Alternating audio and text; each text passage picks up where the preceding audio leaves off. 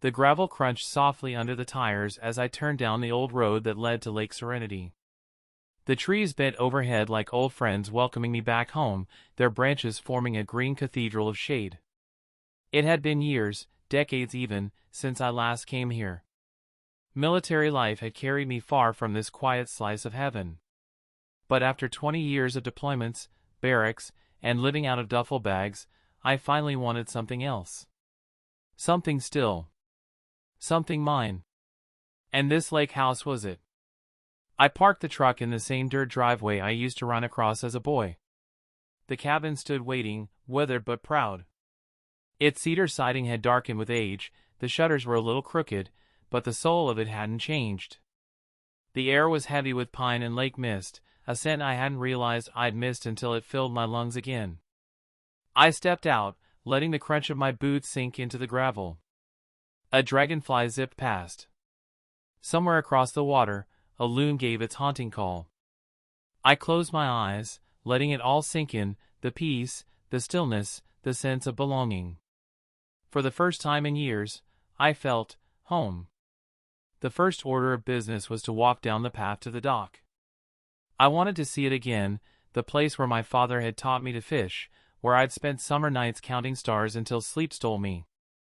The boards creaked under my weight, but they held. The lake stretched out in front of me, glittering with sunlight. I stood there with my hands on my hips, breathing deep. That was when I heard it. "Excuse me." The voice was sharp, nasal, and carried that particular tone of ownership people use when they're about to scold you for something. I turned, squinting into the late afternoon light.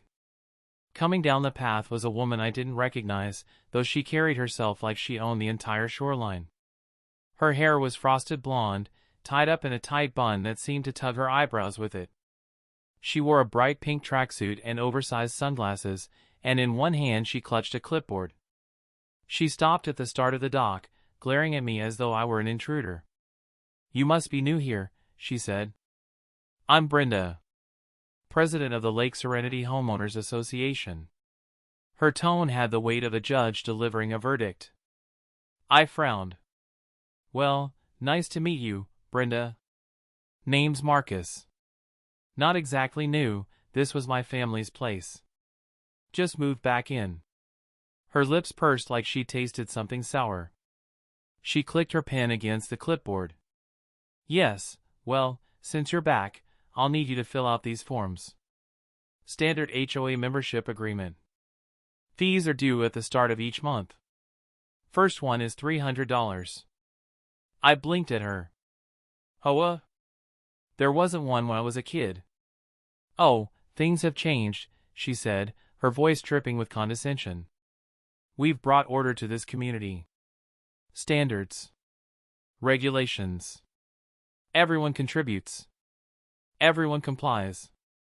It's the only way to keep this lake respectable." I leaned against the railing, crossing my arms. "I appreciate the welcome, but I'm not interested. This is private property.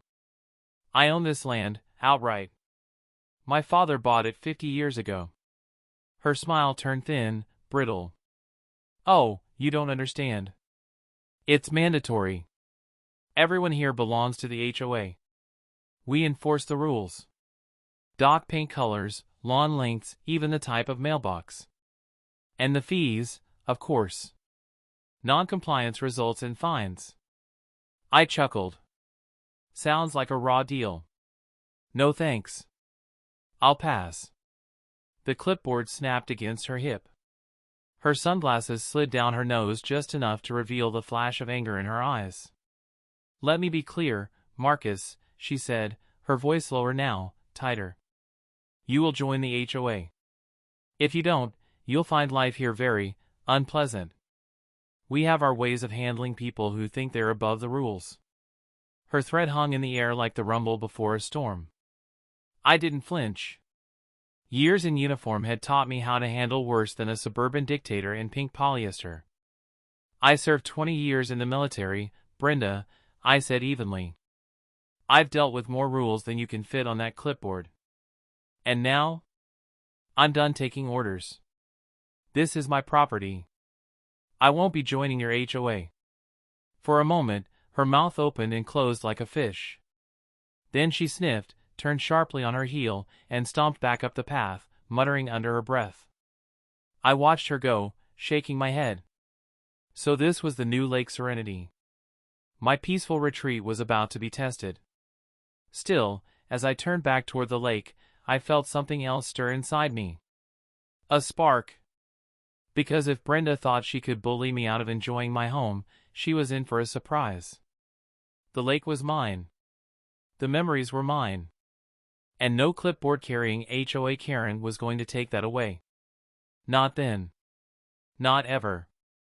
The next morning, sunlight spilled across the lake like liquid gold. I brewed my coffee, stepped out onto the porch, and let the steam warm my face as I breathed in the crisp air. This was what I came back for: quiet mornings, the soft slap of water against the dock, the hum of cicadas waking with the day. But peace, as I quickly learned, doesn't last long when someone like Brenda lives nearby. The first sign came in the form of an envelope. It was taped to my front door with surgical precision, the corners lined up neatly as if Brenda had used a ruler.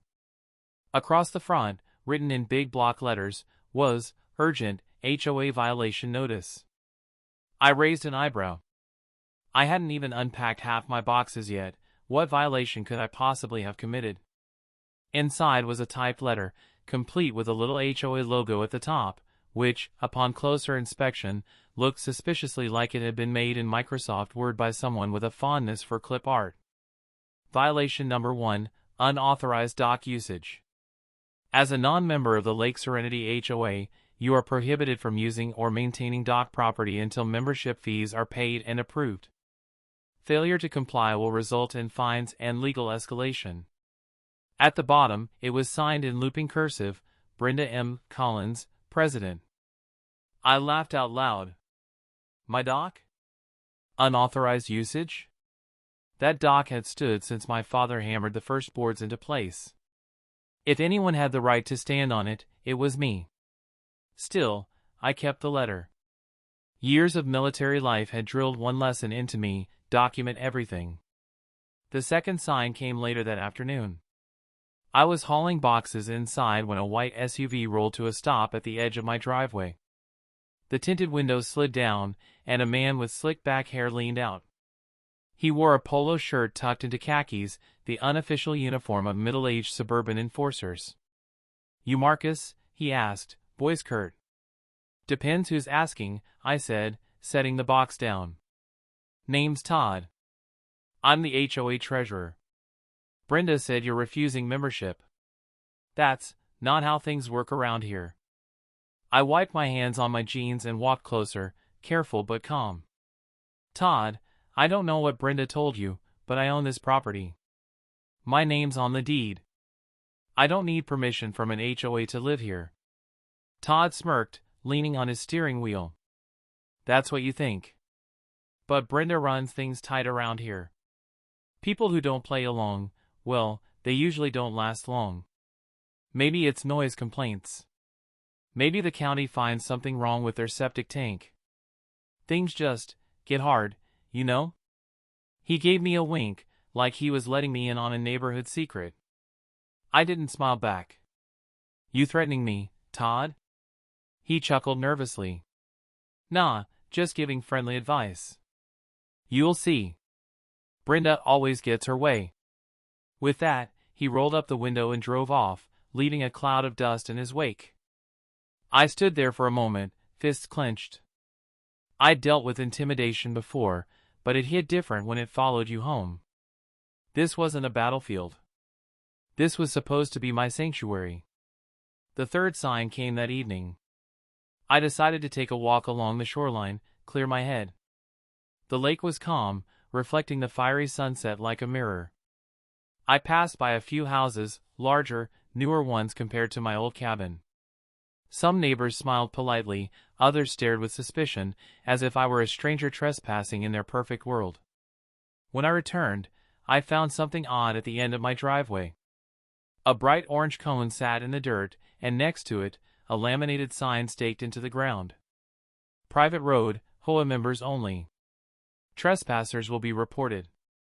It was angled directly toward my cabin. I ripped the sign out of the ground, my jaw tight. Brenda was testing me. She wanted me rattled, scared, pressured into bending. But here's the thing, people like her don't understand men like me. I'd faced down warlords who tried intimidation. I'd been in cities where corruption was a way of life. If Brenda thought a few letters and signs would break me, she had no idea what she was dealing with. Still, I couldn't ignore the truth, she had influence. She had followers. And now, she had her eyes locked on me. That night, as I sat on the porch nursing a beer, the crickets loud in the trees, I noticed movement across the lake. A group of people stood near Brenda's house, clustered around her SUV. She was talking animatedly, waving her arms, pointing in my direction. Neighbors nodded, whispered, some even laughed. I realized then, I wasn't just up against one woman. I was up against an entire system she controlled. And systems, I knew, could get ugly fast. I took another sip, leaned back in my chair, and stared out at the water. "All right, Brenda," I muttered under my breath.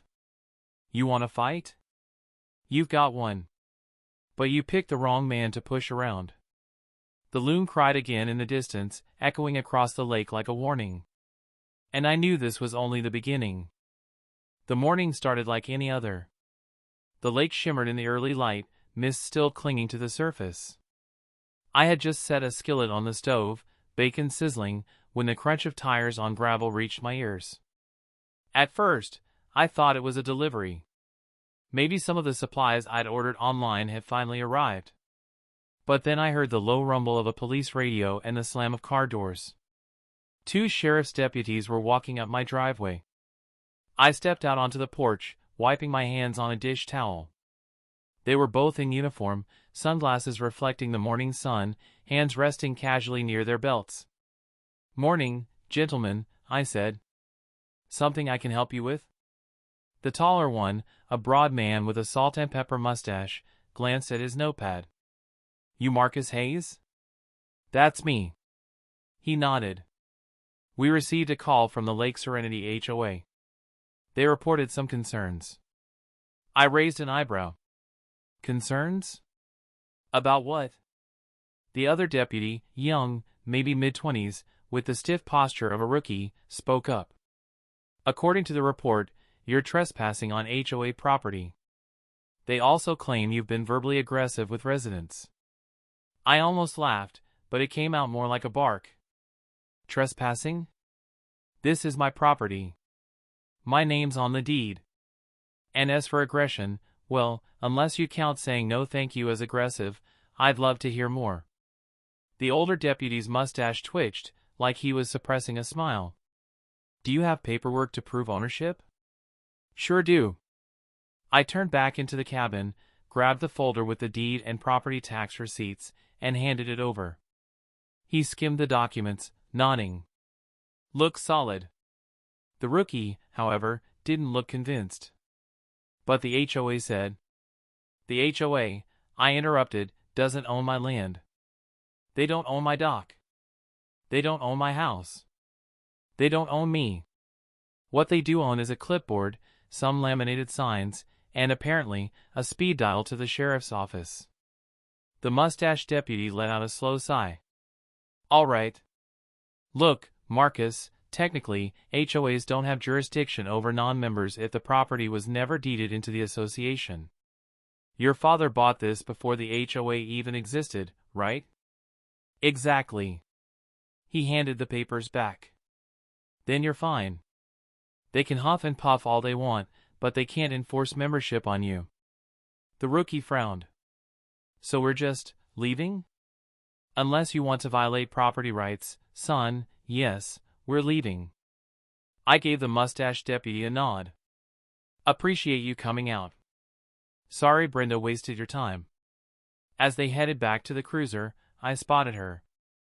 Brenda was standing at the end of the driveway, arms crossed, lips pursed so tightly they looked white. Behind her, 2 other neighbors lingered, whispering like children watching a playground fight. When the deputies drove past her without so much as a wave, she stomped her foot.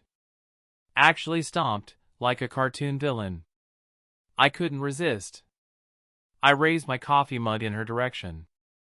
"Morning, Brenda." Her sunglasses glinted, but I could see the rage in the way her jaw tightened. She spun around, muttering something to her audience, and marched back toward her house. I shook my head, chuckling. But the humor didn't last. Because if she was willing to call the cops on me this early in the game, I knew she wasn't done. Not by a long shot. The rest of the day carried a tension in the air, like the lake itself was holding its breath. I busied myself with repairs, replacing some warped boards on the porch, clearing brush along the driveway. But every so often, I caught glimpses of Brenda, standing across the road with that clipboard, whispering to Todd, even snapping photos of my cabin from a distance. By evening, I was restless. I sat on the porch again, sipping a beer, when a pickup truck slowed to a crawl out front. The driver rolled down the window. "Hey," the man said. He looked about my age, maybe a few years older, with weathered skin and kind eyes. "Name's Paul. I live 2 doors down." I stood, wary but polite. "Marcus. Just moved back in." He nodded. "Yeah, I heard. Listen, just wanted to say, not everyone here drinks Brenda's Kool-Aid. She likes to throw her weight around, but plenty of us don't buy it. Just be careful. She doesn't take no for an answer." I gave him a firm handshake. "Appreciate that, Paul. Good to know I've got at least one friendly neighbor." Paul smiled faintly. "You'll have more than one before long. Folks are tired of her games. She's been running this place like a kingdom. You standing up to her? Well, let's just say you might inspire a few others." That struck a chord. Because it meant this wasn't just about me anymore. Brenda wasn't just harassing a stubborn veteran with a lakeside cabin. She was terrorizing an entire community.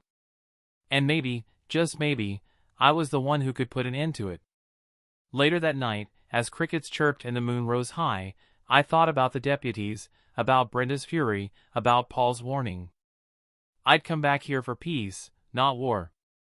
But sometimes peace only comes after the war is won. And if Brenda wanted a battle over this lake, she just declared it. The next few days felt like living under surveillance. Every time I stepped outside, I caught a glimpse of Brenda, or one of her loyalists, watching. From porches, from SUVs idling at the corner, from across the lake with binoculars that weren't even subtle. She'd lost round 1 with the cops, but Brenda was a woman who thrived on escalation. And escalate she did. The flyer campaign. It started with the flyers. I was raking leaves in the yard when a breeze scattered a handful of glossy papers across the grass. At first, I thought they were trash. But when I picked one up, my blood boiled. At the top, in bold red letters, it read, "Warning, trespasser and dangerous individual at Lake Serenity." Beneath that was my picture, snapped from a distance, grainy but recognizable. Underneath, "Refuses to join HOA. Harasses neighbors. Aggressive toward families and children. Known military background, potentially unstable." And at the bottom, in Brenda's unmistakable handwriting, "Protect our community. Report suspicious activity immediately." I clenched the flyer in my fist. She was painting me as a threat. A danger to kids. She was rewriting me into the villain of her little HOA kingdom. I gathered up every flyer I could find, but the damage was already done. That evening, I saw them stapled to telephone poles, taped to mailboxes, even pinned to the bulletin board at the local bait shop. When I walked in to buy some fishing line, the clerk, a kid who usually greeted me with a smile, kept his eyes down, bagged my purchase quickly, and muttered, "Have a good one, sir," without ever looking at me. Brenda had gotten to him, too. The neighborhood meeting. A few nights later, Brenda staged her coup de grace, an emergency HOA meeting. I wasn't invited, of course. But my property backed up close enough to the clubhouse that I could hear the crowd gathering. Cars filled the gravel lot. Laughter, chatter, the squeak of folding chairs. I sat on my porch, listening. Brenda's voice rang out over a microphone she absolutely didn't need. Fellow residents of Lake Serenity. We have a problem in our community. A man who refuses to abide by our standards, who refuses to join our HOA, who refuses to contribute to keeping this lake safe and beautiful. Applause. Cheers. He's aggressive. He's already had the police called on him. More cheers. And worst of all, he is exploiting a loophole in our bylaws to live here without paying a single dime toward our amenities. He enjoys our lake for free, while the rest of us work hard to maintain it. That one got them roaring. I could practically see her smug smile from here. Then came the voices. Neighbors I didn't even know yet, standing up to agree. He scared my daughter when he walked by with his dog. He told Todd off in his own driveway. I saw him sitting on his porch drinking at 10 a.m. Half-truths. Twisted stories. Outright lies. But in that clubhouse, with Brenda pulling the strings, perception became reality. By the end of the meeting, I knew what the vote would be before it happened. Should we formally petition the county to have this trespasser removed from Lake Serenity? Brenda announced. A thunder of AYE shook the windows. My stomach turned cold. She wasn't just trying to intimidate me anymore, she was trying to erase me. The silent treatment. The next day, the neighborhood shifted. Where once there had been polite nods from strangers, there was now silence. Mothers pulled their kids inside when I walked by. Joggers turned around at the edge of my property. When I waved at a passing fisherman on the lake, he rowed harder in the other direction. Brenda had poisoned the well. She'd turned decent people into accomplices with nothing more than gossip, flyers, and a microphone. And that was her power. She didn't need to be right. She just needed to be loud. The confrontation at the dock. The breaking point came that Saturday. I was sitting on my dock, fishing pole in hand, enjoying what little piece I could steal, when Todd and two other men approached. They were in matching HOA polo shirts, clipboards tucked under their arms like badges of authority. Marcus, Todd said, voice dripping with false politeness. We're here to inform you that, effective immediately, your dock privileges are suspended. This structure is part of Lake Serenity's shared amenities, and as a non-member, you are prohibited from use. I didn't even look up from the water. This dock was built by my father 30 years before your little club even existed. You're standing on my boards, on my shoreline. Now, unless you're here to fish, I suggest you get off my property.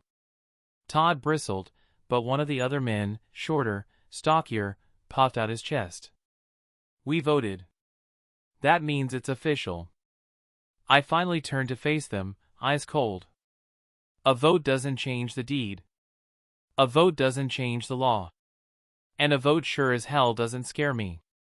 You tell Brenda, if she wants to take this dock, she'll need more than a clipboard. She'll need a court order. The three men shifted uncomfortably.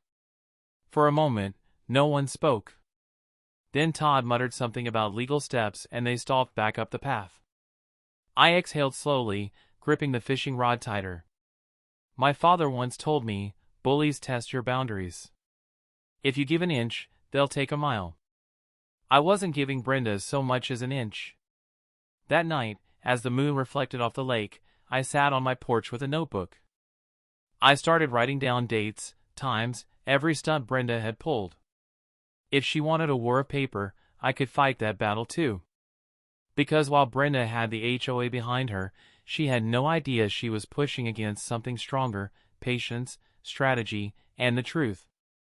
And eventually, the truth always wins. The morning after Brenda's dock stunt, I woke up to a thick envelope taped to my front door.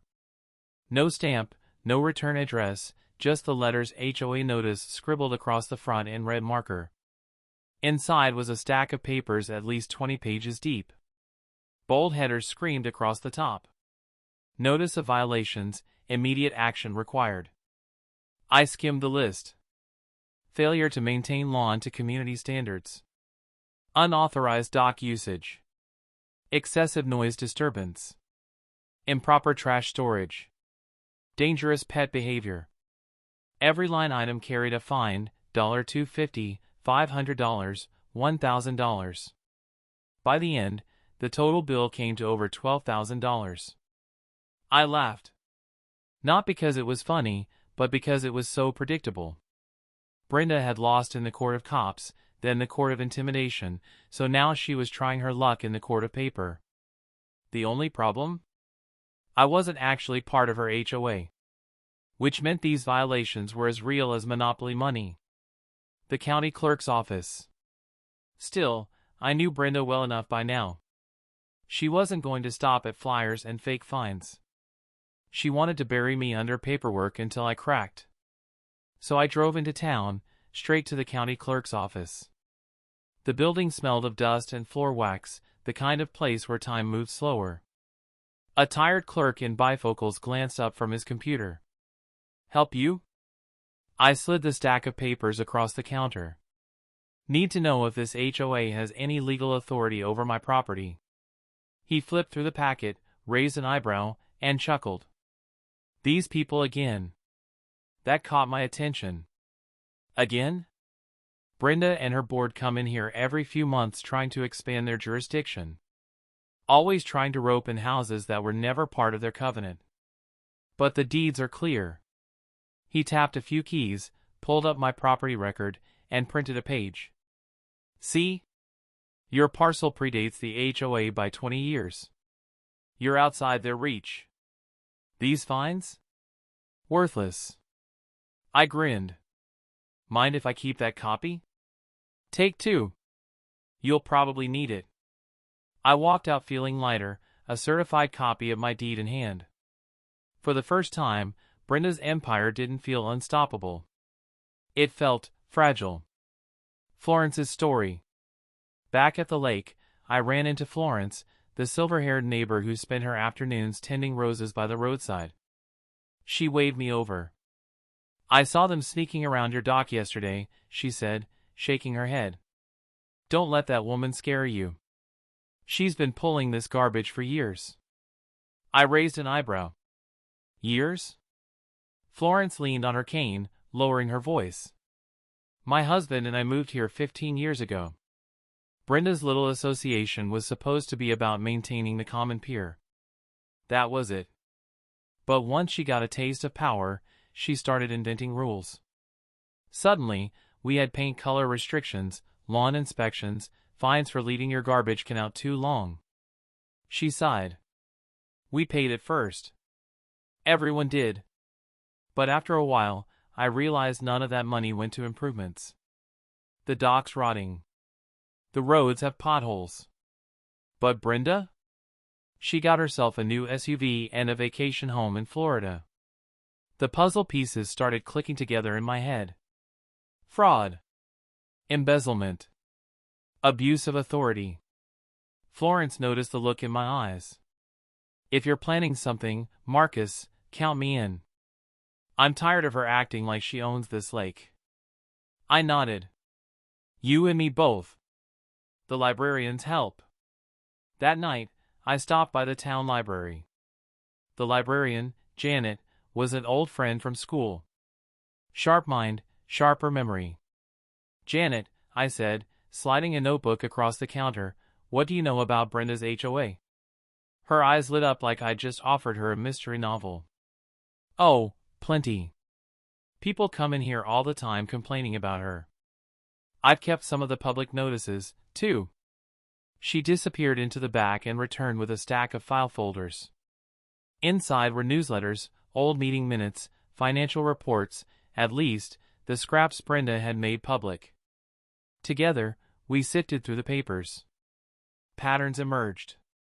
Money collected for lake maintenance that never matched the expenses. Inflated fees for community security. Payments approved with no receipts. "This isn't just bad bookkeeping," Janet muttered. "This is criminal."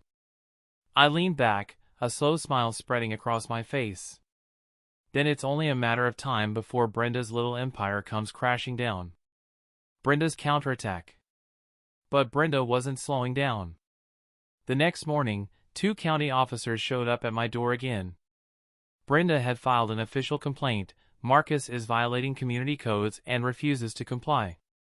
The officer in front looked weary. "Sir, we just need to check in. Can we see your paperwork?" I handed him the certified deed copy from the clerk's office. "Already ahead of you."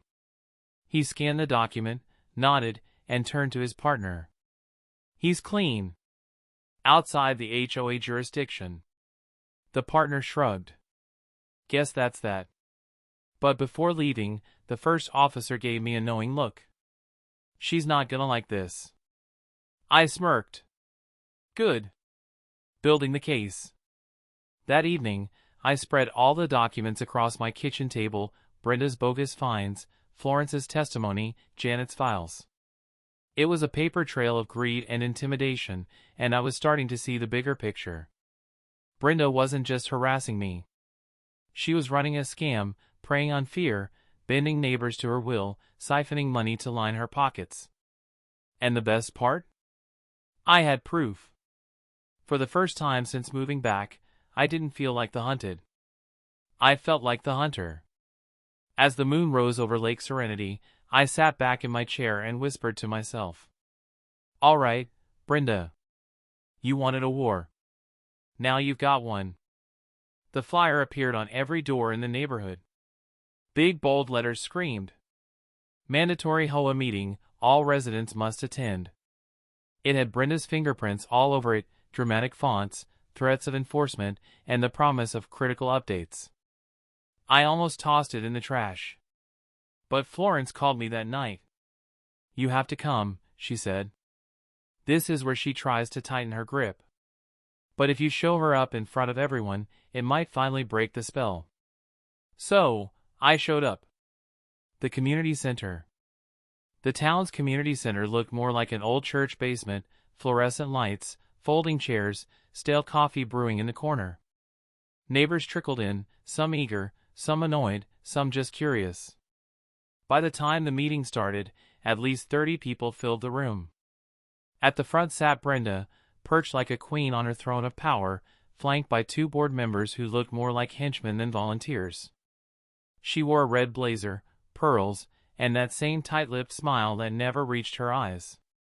"Thank you all for coming," she began, her voice syrupy and loud. "This meeting is about preserving the beauty and safety of our beloved Lake Serenity community." But unfortunately, her tone darkened, "We have certain individuals who refuse to comply with our community standards." Every eye turned in my direction. Brenda gripped her stack of papers like a weapon. "Mr. Marcus here believes he's above the rules. He refuses to pay dues, ignores notices, and thinks he can squat on lake property without contributing." Murmurs rippled across the crowd. Some neighbors frowned, others looked confused. I stayed calm, hands folded, waiting. The accusations. Brenda slammed her hand on the table. "If we allow this behavior to continue, our property values will plummet. Crime will rise. Our lakefront will be ruined.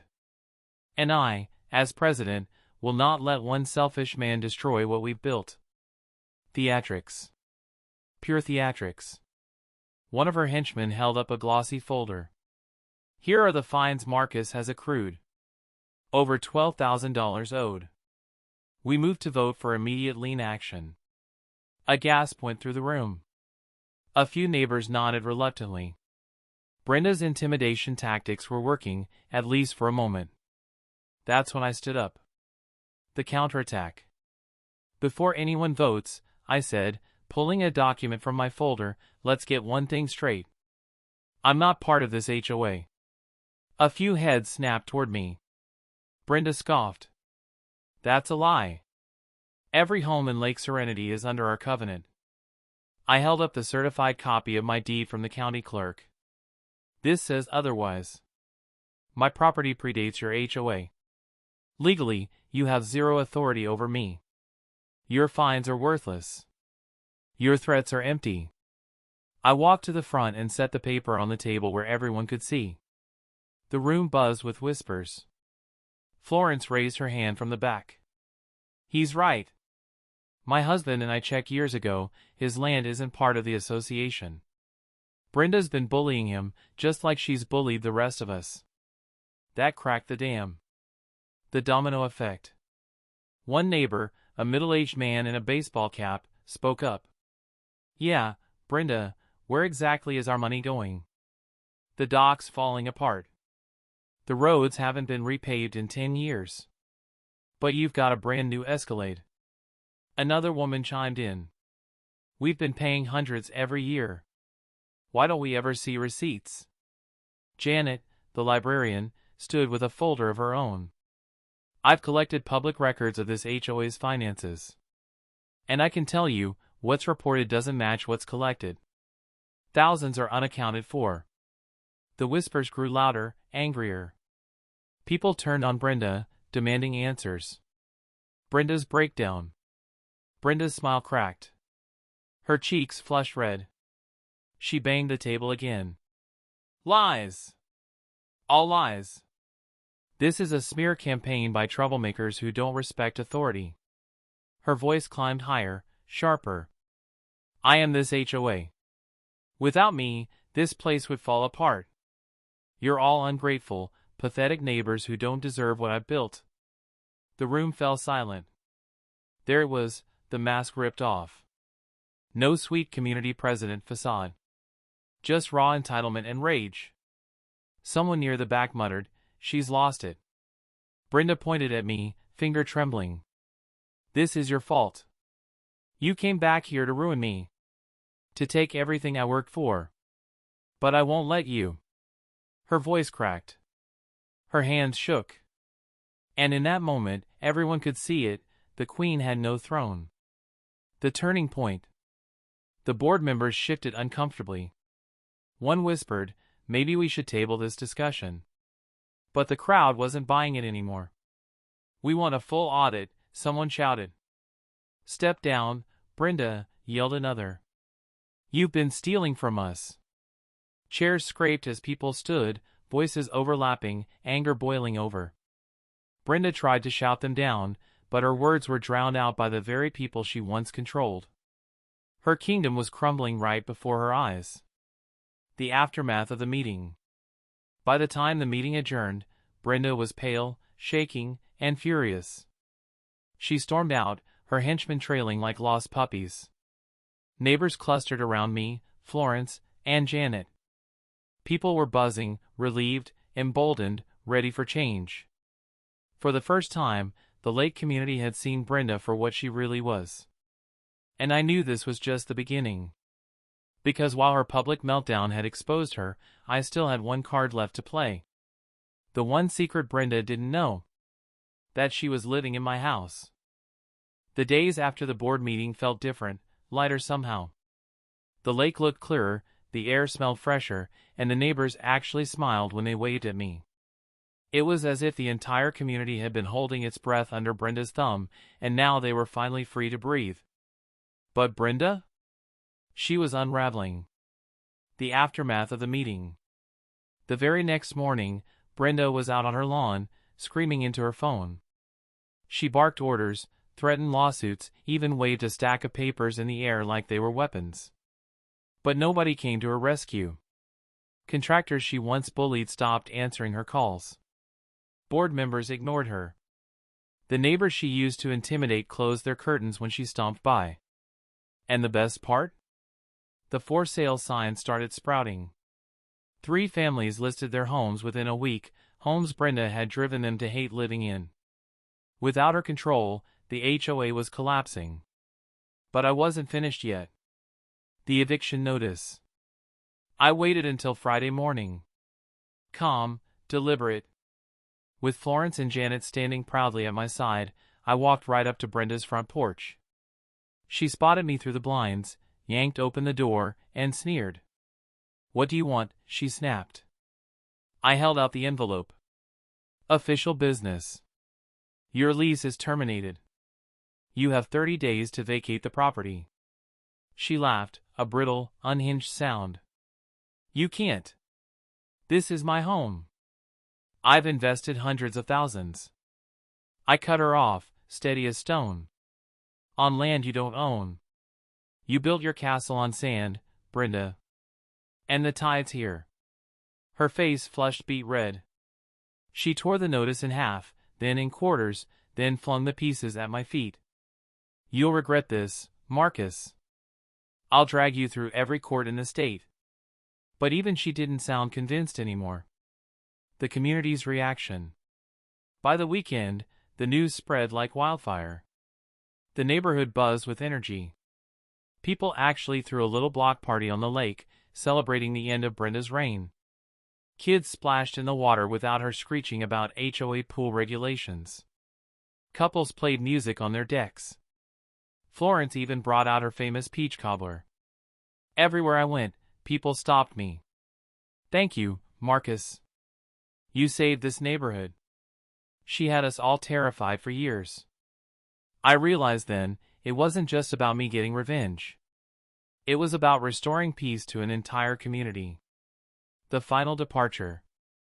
30 days later, Brenda's mansion looked like a storm had ripped through it. Movers hauled out her furniture, her decorations, her boxes of ridiculous HOA bylaws. She didn't make eye contact when I walked by. Her once perfect posture slumped, her eyes sunken.